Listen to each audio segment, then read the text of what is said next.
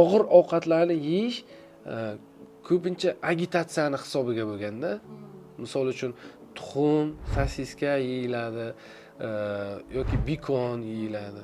Bilsangizlar kerak, o'sha bikon ishlab chiqaradigan kompaniya agitatsiya qilib odamlarni o'rgatgan. Zavtrikda mana shunaqa narsa yeyiladigan narsa. Bu agitatsiyadan boshqa narsa emas, chunki organizm endi uyg'ondi, tasavvur qiling.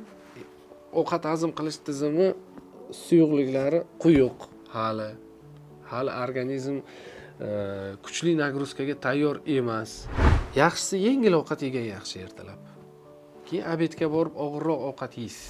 Og'ir ovqatni yana bir tomoni bilasizmi nimada?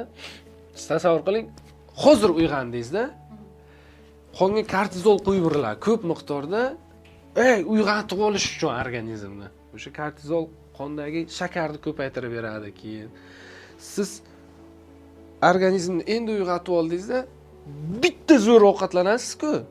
Keyin fiziologicheski qon ovqat hazm qilish tizimi tomonga ketadi. Sizda yana karaxtlik holati paydo bo'ladi. Ustiga ustak kortizol qondagi shakarni ko'paytirib berganmi?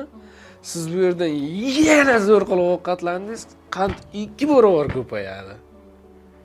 Misol uchun shahar joyida zavtrak plotni qilinadi-ku, zo'r qilinadi-ku. Qishloq joyida e'tibor bergan bo'lsangiz, unaqa qilishmaydi.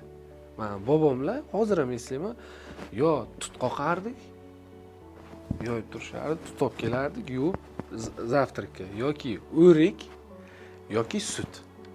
Yengil ovqatlanib olib ishga tushib ketardik-da.